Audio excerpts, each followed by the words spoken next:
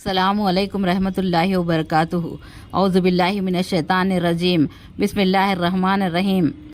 حضرت عیسیٰ علیہ السلام کی پیدائش اور حضرت بی بی مریم کو ولادت کے وقت ہونے والا درد زا، مفتی سلمان اظہری صاحب کا بیان۔ درد زہ اس کو کہتے ہیں، بچے کی ولادت کے وقت ہونے والا درد۔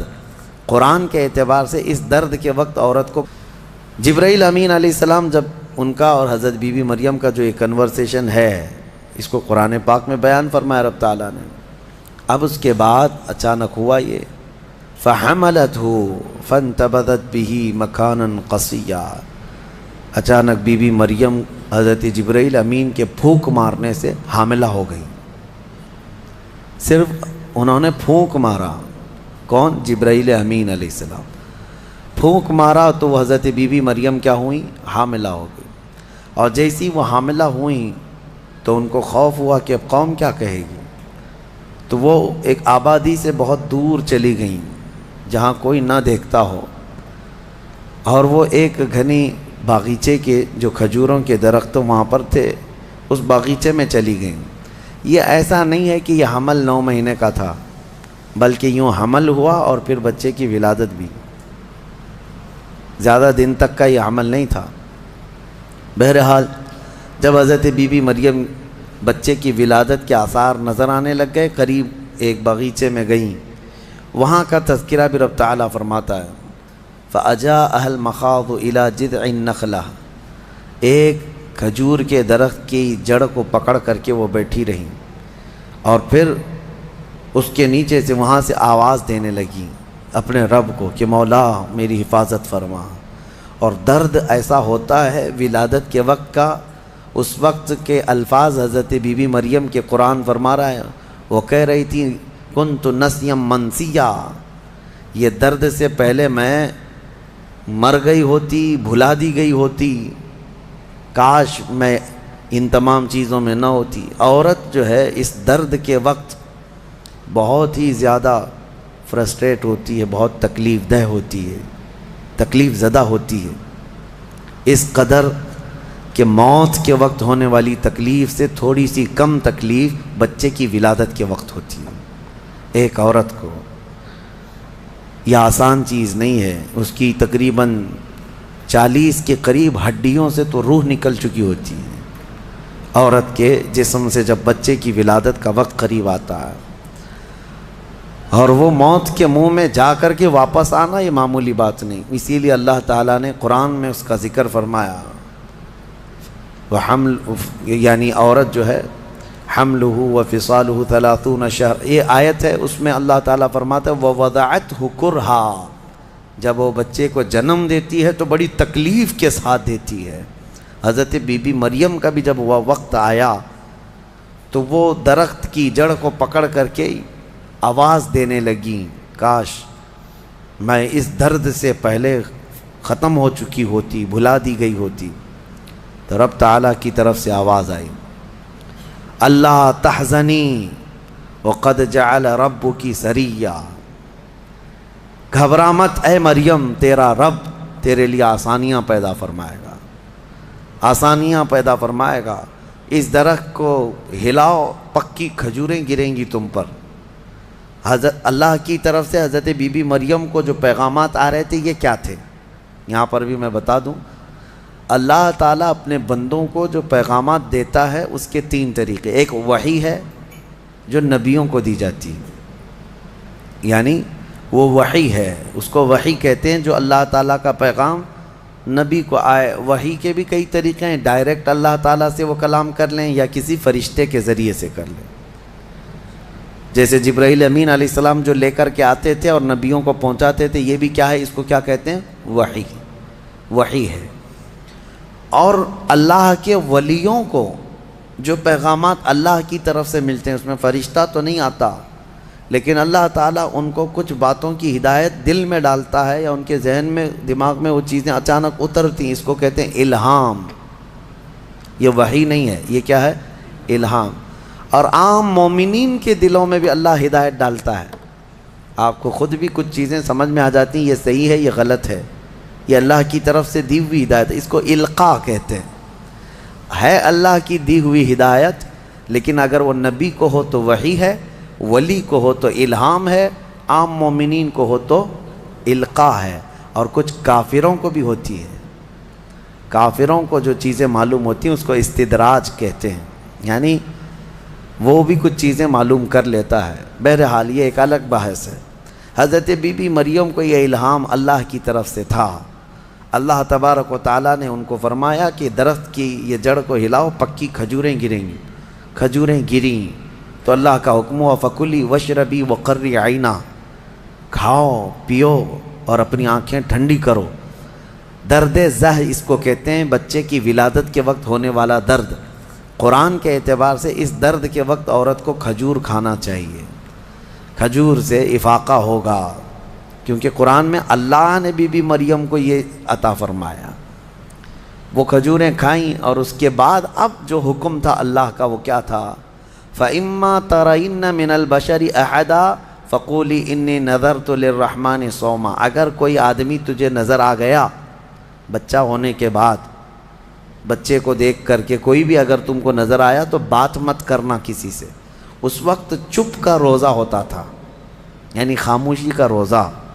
ہماری شریعت میں نہیں ہے، لیکن پہلے کی شریعت میں چپ رہنے کا روزہ بھی ہوتا تھا، یعنی وہ جو ٹائم ہے اتنے ٹائم تک کسی سے بات نہیں کریں، یہ ہونا چاہیے، لیکن ہماری شریعت میں نہیں ہے۔ کاش یہ روزہ عورتوں پر ہو جاتا، بہت سارے لوگ محفوظ ہو جاتے ہیں۔ خیر، حضرت بی بی مریم کو کہا گیا کہ چپ کا روزہ رکھنا، اور کوئی بھی اگر بات کرے تو اشارہ کرنا اپنے بیٹے کی طرف کہ اس سے بات کرو، میں آج چپ کا روزہ ہوں، یعنی وہ اشارہ لوگ سمجھ جاتے تھے کہ روزہ ہے۔ تو حضرت بی بی مریم وہاں جب پہنچی تو درد زہ کے بعد حضرت عیسیٰ علیہ السلام پیدا ہو گئے۔ وہ ایک پتھر پر جلوہ بار ہوئے، اور جیسے ہی پیدا ہوئے حضرت عیسیٰ علیہ السلام وہ پاک صاف تھے، کوئی دایا نہیں، کوئی نرس نہیں، کوئی نرسنگ ہوم نہیں۔ یہ اللہ تعالیٰ کی قدرت تھی، ایک صحیح سلامت بیٹا، اور وہ بھی اللہ کی نشانی بنانی تھی بغیر باپ کے۔ حضرت عیسیٰ علیہ السلام پیدا ہوئے، اور حضرت بی بی مریم اپنے بیٹے کو اٹھائیں اور لے کر کے چل پڑیں ایک ہی دن میں، جس کو کہتے ہیں زچہ عورت، یعنی جس کا بچہ ہوا ہوتا ہے وہ عورت کمزور ہو جاتی ہے، لیکن حضرت بی بی مریم اپنے بیٹے کو اٹھائیں اور چل پڑیں۔ جیسے ہی وہ بستی کی طرف آنے لگی، ان کی گود میں بچہ تھا، لوگوں کی نظر پڑ گئی، کوئی ادھر ادھر چیمی گوئیاں شروع ہو گئیں، باتیں کانا پوسی، لوگ جمع ہوئے اور پوچھنے لگے یا اخت ہارون ما کان ابوک امرأ سوء وما کانت امک بغیہ، اے مریم تو تو بڑی پاک خاتون ہے، اخت ہارون کہا جاتا تھا پاک عورت کو، تو بالکل ہارون کی بہن کی طرح ہے، تو نے یہ کیسے کر لیا؟ نہ تیرا باپ بدماش تھا، نہ تیری ماں بری تھی، یہ کہاں سے آ گیا تیرے اندر بچہ؟ فاشارت الیہ، بی بی مریم نے اپنے بیٹے کی طرف اشارہ کیا، اس سے بات کرو، میں آج چپ کا روزہ ہوں۔ لوگوں نے کہا قالوا کیف نکلم من کان فی المہد صبیہ، ہم اس سے کیسے بات کریں جو گود میں بیٹھا ہوا ہے؟ گود کے بچے سے بات کریں گے؟ تو اشارہ اس طرف کر رہی ہے۔ تو لوگ ابھی یہ بات چیت کر ہی رہے تھے، گود میں سے ہی حضرت عیسیٰ علیہ السلام بول پڑے، قال انی عبد اللہ آتانی الکتاب وجعلنی نبیا وجعلنی مبارکا اینما کنت واوصانی بالصلاة والزکاة ما دمت حیا وبرا بوالدتی ولم یجعلنی جبارا شقیا والسلام علی یوم ولدت ویوم اموت ویوم ابعث حیا۔ یہاں تک کا کلمہ عیسیٰ علیہ السلام نے گود میں ہی کیا۔ کیا کہتے ہیں؟ اے لوگوں، میں اللہ کا بندہ ہوں، انی عبداللہ، میں اللہ کا بندہ ہوں، اور اس نے مجھے نبی بنا کر بھیجا ہے۔ حضرت عیسیٰ علیہ السلام کو گود میں ہی نبوت ملی ہے، گود میں نبوت ملی ہے، اس نے مجھے نبی بنا کر بھیجا ہے۔ صرف نبی نہیں، وجعلنی مبارکہ، اور مجھے برکت والا بنا کر بھیجا ہے۔ اور پھر مجھے اللہ نے یہ حکم دیا ہے میں جہاں کہیں پر بھی رہوں نماز قائم کروں، زکوٰۃ دیتا رہوں، جب تک میں زندہ رہوں نماز قائم کرتا رہوں اور زکوٰۃ دیتا رہوں، ان کی امت کی اور ان کی شریعت کی جو نماز رہی۔ اور پھر اللہ نے مجھے حکم دیا ہے کہ میں میری ماں کا فرما بردار رہوں اور اس کا نافرمان نہ رہوں۔ اور پھر آخری والا جملہ تو بہت امپورٹنٹ ہے ہم سنیوں کے لیے، جو عیسیٰ علیہ السلام نے کیا۔ عیسیٰ علیہ السلام کی ولادت کا دن جیسے کہ آج پوری دنیا میں کرسچن بھی مناتے ہیں 25 دسمبر کو، کرسمس جو مناتے ہیں، الگ الگ روایتیں واللہ عالم جو بھی ان کی پیدائش کا دن رہا، لیکن عیسیٰ علیہ السلام کا یہ جملہ بڑا امپورٹنٹ ہے۔ آخر میں اپنی گود میں انہوں نے کیا کہا؟ والسلام علیہ یوم ولدت ویوم اموت ویوم ابعث حیا، کہتے ہیں مجھ پر اللہ کی سلامتی ہو جس دن میں پیدا ہوا، جس دن میں پیدا ہوا اور جس دن میں انتقال کروں گا اور جس دن میں اٹھایا جاؤں گا، وہ سب ان سب دنوں پر اللہ کی سلامتی ہو۔ عیسیٰ علیہ السلام جس دن پیدا ہوئے وہ سلامتی والا دن ہے، تو 12 ربیع الاول کیوں نہ سلامتی والا دن؟ میرے آقا صلی اللہ علیہ وسلم جس دن پیدا ہوئے کیا وہ سلامتی والا دن نہیں ہے؟ اور ایک نبی خود اپنی ولادت کے دن سلام بھیج رہے ہیں، اور یہاں کروڑوں امتی اپنے نبی کے پیدائش کے دن سلامتی بھیجیں، تو یقیناً یہ قرآن کے حکم کے مطابق ہے۔ بہرحال یہاں تک بات ہوئی، اب چپ ہو جانا چاہیے۔ بچے کی زبان سے جب یہ باتیں سن لی، یہ معجزہ نہیں تو اور کیا ہے؟ اس کے بعد عیسیٰ علیہ السلام ایسا نہیں کہ گود میں ہی بولتے تھے، بس اتنا بولے اور خاموش ہو گئے۔ پھر جب بولنے کی عمر آئی بچوں کی، تب آپ پھر بولنے لگے۔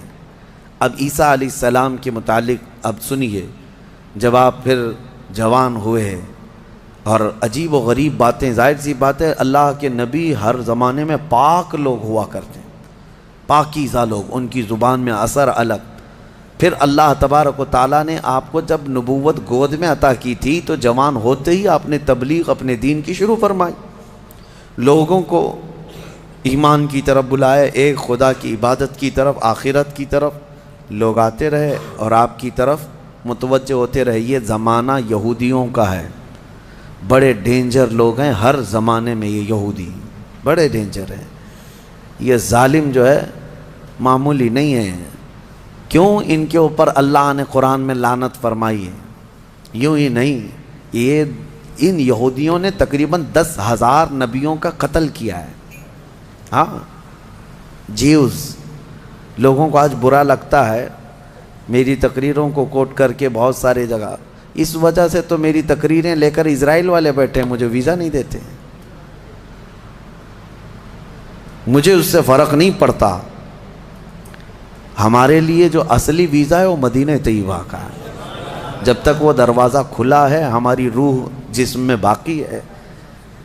اور میرے آقا صلی اللہ تعالیٰ علیہ وسلم کے عنایت سے، ان کے کرم سے ہمیں اتنا یقین ہے کہ اگر جانے کی طاقت استطاعت کہیں کی بھی نہ ہو، اتنا یقین ضرور ہے میرے اعمال کا بدلہ تو جہنم ہی تھا، میں تو جاتا میرے سرکار نے جانے نہ دیا۔ جب وہ جائیں گے اپنے غلاموں کو ساتھ لے کر جنت میں جائیں گے انشاءاللہ۔ یہودیوں نے اس وقت بھی نبیوں کی دشمنی کی تھی، اب عیسیٰ علیہ السلام کے دشمن ہو گئے۔ ان کو یہ تھا کہ ان کی طبیعت کے خلاف جب بھی کوئی بات کرے تو اس کے دشمن ہو جاتے تھے۔ یہودیوں کو یہ چاہیے تھا کہ ان کی طبیعت میں جیسی ہے ویسی شریعت ہونی چاہیے، الگ سے اللہ کے احکامات کو نہیں ماننا ہے، کتاب کے جو احکامات ہے اسے نہیں ماننا ہے، نبیوں کے احترام نہیں ہے، ان کو خود کی بنائی ہوئی شریعت چاہیے۔ بڑے امیر لوگ کچھ غلطی کریں تو انہیں معاف کرنا چاہیے، غریب لوگ کریں تو انہیں خوب مارنا چاہیے، یہ یہودیوں کی طبیعت تھی، یہودی یہ چاہتے تھے۔ عیسیٰ علیہ السلام جب جوان ہوئے تو آپ کی طرف لوگ ایمان والے بڑھنے لگ گئے، ان کو حواریین کہا جاتا ہے، جیسے میرے آقا کے ساتھیوں کو کیا کہتا ہے؟ صحابہ اکرام، صحابہ، اور حضرت عیسیٰ علیہ السلام کے جو ساتھی صحابی تھے ان کو حواری کہا جاتا ہے۔ یہ عیسیٰ علیہ السلام کے حواری، وہ بڑے مخلص لوگ آپ کے ساتھ تھے۔ 12 لوگوں کا تو ذکر آیا ہے اور 4 مشہور شاگرد ہیں، انہی 4 لوگوں نے حضرت عیسیٰ علیہ السلام کی پوری انجیل کو ترتیب دیا۔ یوحنا، لوقا، متی، مرقس، یہ 4 انہی کے 4 ناموں سے آج انجیل بھی، بائبل بھی ہے. تو بائبل یوحنا کو آج جان کہا جاتا ہے، یوحنا کو یہ بدل کر کے جان کہتے ہیں. متی جو ہے ان کو میتھیو کہتے ہیں، اور مرکس کو غالباً کچھ اور نام، مرکری و کچھ نام دیتے ہیں. اور یہ تمام جو عربی نام تھے یا عبرانی نام تھے اس زمانے کے، یہ عیسیٰ علیہ السلام کے 4 مشہور شاگرد ہوئے. اب عیسیٰ علیہ السلام کے معجزے میں آپ کو بتاؤں. اللہ تعالیٰ نے 3 معجزے آپ کو دیے تھے عیسیٰ علیہ السلام کے. 3 معجزے مشہور ہیں. پہلا معجزہ یہ ہے کہ وہ نابینا آدمی جو مادر ذات پیدائشی اندھا ہے، اس کی آنکھوں پر ہاتھ رکھتے تو اس کو آنکھیں آ جاتی. اور جو کوڑ کی بیماری میں مبتلا ہے، سفید داغ کی بیماری یا کوڑ کی بیماری میں مبتلا ہے، عیسیٰ علیہ السلام اس کے جسم پر ہاتھ پھیرتے تو وہ کوڑ کی بیماری ختم ہو جاتی. سفید داغ آج بھی لا علاج بیماری ہے، کوڑ کی بیماری لا علاج ہے جیسے کہ مشہور ہے. اور تیسری چیز یہ ہے کہ مٹی کے پرندے ہوں، انہیں پھونک مارتے تو وہ زندہ ہو کر اڑ جاتے تھے. ہاں، مٹی کے پرندے. اس وقت ٹوائز ہو سکتا ہے مٹی کے بنتے ہوں گے، کھلونے. عیسیٰ علیہ الصلوۃ والتسلیم صرف مٹی کے پرندوں کو نہیں، کئی مرتبہ قبروں میں سوئے ہوئے مردوں کو بھی آپ نے زندہ کر کیا ہے. قبر پر کھڑے ہو کر کے آپ کہتے قم باذن اللہ، اللہ کے حکم سے اٹھ جا، تو مردہ زندہ ہو جاتا. آپ نے اپنی زندگی میں 3 مردوں کو زندہ کیا، اور وہ جیے بھی اور پھر چند دنوں کے بعد پھر مرے بھی. یہ معجزہ تھا عیسیٰ علیہ السلام کا. اور اس کے علاوہ کچھ خاص باتیں ان کی یہ بھی ہیں. وہ فرماتے ہیں انبئکم بما تأکلون وما تدخرون فی بیوتکم، اے لوگو تم اپنے گھروں میں جو کچھ جمع کرتے اور جو کچھ کھاتے ہو میں ان سب کی خبر دیتا ہوں، میں سب جانتا ہوں، میں تمہیں خبر دے سکتا ہوں. عیسیٰ علیہ السلام اپنے گھر میں بیٹھ کر امتیوں کے گھروں میں کیا ہے سب جانتے تھے. یہ قرآن سے ثابت ہے. پھر بھی یہ ظالم ہمارے نبی کے متعلق کہتے ہیں کہ ان کو پیٹھ پیچھے کا علم نہیں تھا. بنی اسرائیل کے نبی عیسیٰ علیہ السلام کے بارے میں یہ یقین ہے، قرآن کہہ رہا ہے وہ اپنے امتیوں کے گھروں میں موجود کھانا جمع کرنا اس کو وہ جانتے تھے عیسیٰ علیہ السلام. اور وہ عیسیٰ جو خود میرے نبی کی امت میں آنے والے ہیں، جو اخیر زمانے میں میرے آقا کی امت میں آنے والے ہیں، وہ جب سب کے گھروں کے حالات جانتے تھے تو پھر میرے آقا صلی اللہ تعالیٰ علیہ وسلم اپنے امتیوں کے احوال سے کیسے بے خبر ہو سکتے ہیں. الحمدللہ بریلویوں کا یہی کہنا ہے، اور اعلیٰ حضرت فاضل بریلوی رحمۃ اللہ علیہ کا یہ احسان ہے کہ آپ نے صحیح سمت میں جو صحابہ کا عقیدہ تھا وہی عقیدہ ہمیں عطا کیا ہے. ہم یہاں سے پکاریں وہ وہاں سے سنیں. مصطفیٰ کی سماعت پہ لاکھوں سلام، اور کوئی غیب کیا تم سے نہاں ہو بھلا، جب نہ خدا ہی چھپا تم پہ کروڑوں درود. حضور پاک صلی اللہ تعالیٰ علیہ وسلم کی نظروں میں اللہ نے سب چیزوں کو عیاں کر دیا. اب اس کے بعد ہوا کیا، یہ یہودی ظالم عیسیٰ علیہ السلام کے دشمن ہو گئے، کیونکہ آپ کا دین پھیلتا جا رہا تھا، عیسائی بڑھتے جا رہے تھے.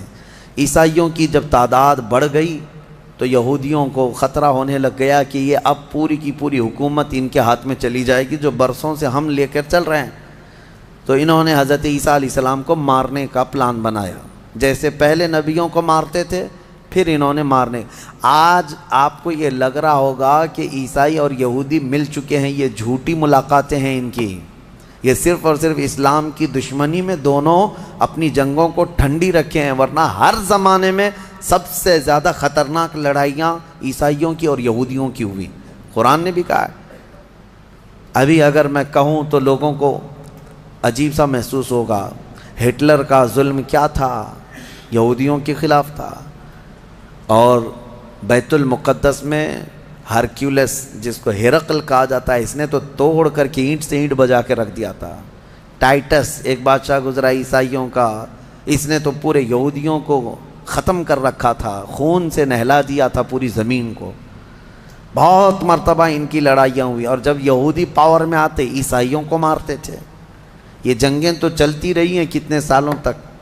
وجہ بھی ہے جنگوں کی کہ انہوں نے شروع کیا، یہودیوں نے عیسائیوں کو برباد کرنے کے لیے انہوں نے پہلے کیا کیا، ان میں گھس کر کے ان کے عقیدے کو چینج کیا۔ پہلے عیسائی ایمان والے تھے، عیسیٰ علیہ السلام پر ایمان رکھتے اور عیسیٰ علیہ السلام کو اللہ کا بیٹا نہیں، اللہ کا رسول مانتے تھے، اللہ کے رسول ہیں وہ۔ یہودیوں نے انہیں گمراہ کیا، پادری بنا بنا کر کے ان میں گھسا دیا کہ وہ پادری ایسے چرچوں میں گئے جہاں جا کر کے انہوں نے بائبل کو اپنے انداز سے شرح لکھنا شروع کیا کہ اس کا مطلب یہ ہے، اس کا مطلب یہ ہے، اور پھر بعد والی جنریشن نے اس کا عقیدہ بنا لیا۔ یہ یہودی اسی طرح سے ہماری امت میں بھی گھس گھس کر کے فرقے بنائے ہیں، ان کا کام یہ ہے ہر زمانے میں۔ اور یہ میں ہوا میں نہیں بول رہا ہوں، باضابطہ انہوں نے یہ سب کام کر کے کتابیں بھی لکھی ہیں کہ ہم نے یہ کیا ہے، اعتراف کیا ہے۔ مارکیٹ میں آج کتابیں ملتی ہیں یہ جو کرتے ہیں، اور اس کے بعد اعترافی کتاب بھی لکھتے ہیں کہ ہم نے یہ کام کیے ہیں۔ بہرحال عیسیٰ علیہ السلام کو قتل کرنے کا منصوبہ بنایا اور ان کے گھر کے اطراف جمع ہو گئے۔ عیسیٰ علیہ السلام کو اللہ تعالیٰ نے وحی کے ذریعے بتا دیا کہ تمہارے دشمن تمہارے قتل کے درپے ہیں۔ عیسیٰ علیہ السلام اپنے حواریین سے رات میں ملاقات کرتے ہیں، ان کو دین کے ساری باتیں پیش کرتے ہیں، اور جو انجیل تھی جس کو یہ بائبل کہتے ہیں وہ سب اپنے شاگردوں میں تقسیم کر دیا، اور سب کو الگ الگ جگہ جانے کا حکم دیا کہ تم فلاں جگہ چلے جاؤ، تم فلاں جگہ چلے جاؤ، تم فلاں جگہ چلے جاؤ۔ اور پھر سب کو یہ اپنی آخری وصیت میں کہا میں اللہ کے حضور جا رہا ہوں۔ یہ ان کے آخری پیغامات تھے اپنے شاگردوں کو، اپنے صحابہ کو، اپنے حواریین کو کہا۔ ان کے حواریین سب چلے گئے، عیسیٰ علیہ السلام اکیلے تھے گھر میں۔ اب یہودیوں نے ان کے گھر کا گھیراؤ کر لیا۔ یہ قرآن سے جو بات ثابت ہے وہ میں بتا رہا ہوں، یہ آج تک عیسائیوں کو بھی ان کی کتابوں میں نہیں ملی بات، ان کو اس چیز کا علم نہیں ہے، لیکن قرآن میں ہے۔ کیونکہ عیسیٰ علیہ السلام گھر میں تھے، اس کے بعد عیسائیوں کو کہاں سے پتہ چلے گا کیا ہوا تھا؟ عیسیٰ علیہ السلام کے جو حواریین تھے وہ بھی دور چلے گئے تھے، گھر میں کیا ہوا کسی کو نہیں معلوم۔ ہوا یہ کہ یہودی قتل کرنے کے لیے آئے اور اپنے ایک بندے کو، اپنے ایک قاصد کو گھر میں بھیجا، جاؤ دیکھو عیسیٰ ہیں کہ نہیں۔ وہ اندر آیا دیکھنے کے لیے، عیسیٰ علیہ السلام تلاوت میں مشغول تھے۔ اسی وقت قرآن میں اللہ فرماتا ہے ہم نے عیسیٰ علیہ السلام کو اللہ نے آسمانوں پر اٹھا لیا۔ عیسیٰ علیہ السلام کو آسمانوں پر اٹھا لیا گیا، اور جو اندر آیا تھا اس کو عیسیٰ علیہ السلام کی شکل دے دیا اللہ نے، اور وہ بھی پوری شکل نہیں، آدھی شکل، اوپر سے وہ عیسیٰ علیہ السلام کی شباہت کا دکھتا تھا۔ وہ اندر ڈھونڈ ہی رہا ہے، بہت لمبا ٹائم ہو گیا۔ یہودیوں نے دیکھا ہمارا بندہ اندر گیا ابھی تک آیا نہیں، بہت دیر انتظار کرنے کے بعد جب وہ نہیں آیا باہر، تو سارے یہودی تلوار سوتے خود ہی گھس گئے اندر، گھر کے اندر، اور جا کر کے دیکھا تو یہ شخص کھڑا تھا، عیسیٰ علیہ السلام کی شکل تھا، پکڑ کر کے لائے اسی کو کہ عیسیٰ مل گیا، عیسیٰ مل گیا۔ وہ جوش میں تھے، لا کر کے سولی پر چڑھا دیا اپنے ہی بندے کو، اس کو سولی پر، سلیب پر چڑھا دیا اور قتل کر دیا۔ وہ پھانسی پر بیچارہ چڑھ گیا۔ اس کے بعد ان کی دماغ میں یہ بات آئی، اب کھوپڑی کھلی کہ ہمارا بندہ کہاں گیا، جس کو ہم نے گھر میں چیک کرنے کے لیے بھیجا تھا وہ کہاں گیا؟ تو بعض لوگوں نے پیر یعنی ناف سے لے کے نیچے تک کا حصہ دیکھ کر کے کہا یہ تو ہمارا بندہ دکھتا ہے، ہمارا آدمی دکھتا ہے جس کو ہم نے اندر بھیجا تھا، اس لیے کہ اس کے نیچے کا حصہ جو ہے ہمارا وہ جو شخص تھا اس سے ملتا جلتا ہے۔ تو پھر وہ کہنے لگے یہ اگر ہمارا یہ آدمی ہے تو پھر عیسیٰ کہاں گئے، وہ کہاں ہیں، گھر کے اندر سے کہاں چلے گئے، ہم نے تو گھر کا گھیراؤ کیا تھا۔ وہ اسی شک میں پاگل ہوتے رہے بیچارے، یہ اگر عیسیٰ ہے تو ہمارا شخص کہاں ہے، اگر یہ ہمارا شخص ہے تو عیسیٰ کہاں ہے، اور زبردستی کسی کو پھانسی دے دیا، پھانسی پر چڑھایا اور اعلان بھی کر دیا سب کو کہ ہم نے عیسیٰ علیہ السلام کو پھانسی دے دیا۔ بیچارے یہ عیسائی نادان لوگ یہودیوں کی بات پر مان بھی گئے کہ ہاں ہمارے عیسیٰ جو ہے صلیب پر چڑھ گئے، صلیب پر چڑھ گئے، حالانکہ عیسیٰ علیہ السلام صلیب پر نہیں چڑھے۔ ہمارا عقیدہ یہ ہے کہ عیسیٰ علیہ السلام زندہ ہیں اور ان کو آسمانوں پر اٹھایا گیا ہے اور وہ آئیں گے واپس۔ اب یہاں بات یہ ہے کہ عیسائی سارے بھی جو ہے صلیب کے قائل نہیں تھے، یہ تو بہت زمانے کے بعد یہ سب آیا، یہ جو صلیب کا جو نشان ہے، پلس کا جو نشان ہے، یہ نشان جو ہے بہت دنوں کے بعد ان کا آیا اور اس پر پھر وہ لٹکا بھی دیتے ہیں۔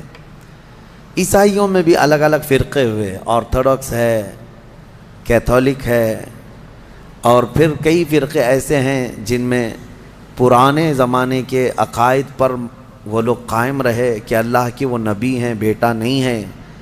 بہرحال ان میں فرقے پیدا کرنے والے یہودی ہیں۔ اب میں یہاں پر ایک بات کہہ کر اپنی گفتگو کو سمیٹتا ہوں کہ یہ واقعہ ہو کر 550 سال گزر گئے تھے، عیسائی یہودی لڑتے تھے، مرتے تھے۔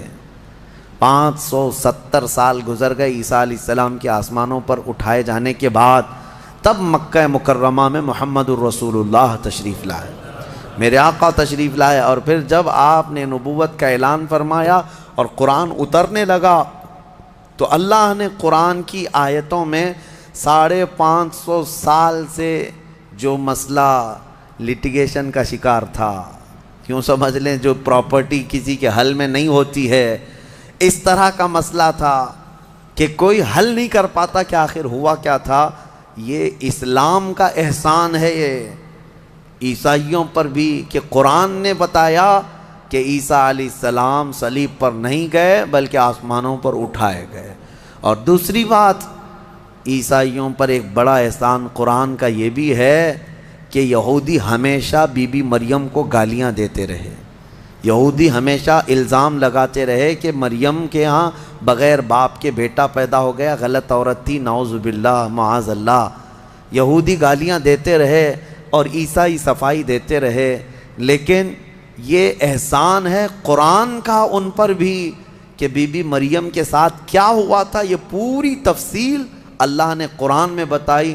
عیسائیوں کو تو یہ چاہیے کہ قرآن کا احسان ہمیشہ ماننا چاہیے، بی بی مریم کی طہارت قرآن نے بتائی ہے۔ بہرحال لوگوں کو ایسا لگتا ہوگا کہ ہم ایک دوسرے کے دھرم کے خلاف ہوتے ہیں، آپ یہاں آ کر کے دیکھیں کرسچینٹی کے اندر جو کچھ بھی آج تبدیلی ہے ہم اس کے قائل نہیں ہیں، لیکن عیسیٰ علیہ السلام اور حضرت بی بی مریم کے لیے ہم اپنی گردنیں ہمیشہ اسی طرح احترام میں جھکاتے ہیں، کیونکہ میرے نبی نے فرمایا کہ وہ اللہ کے نبی تھے۔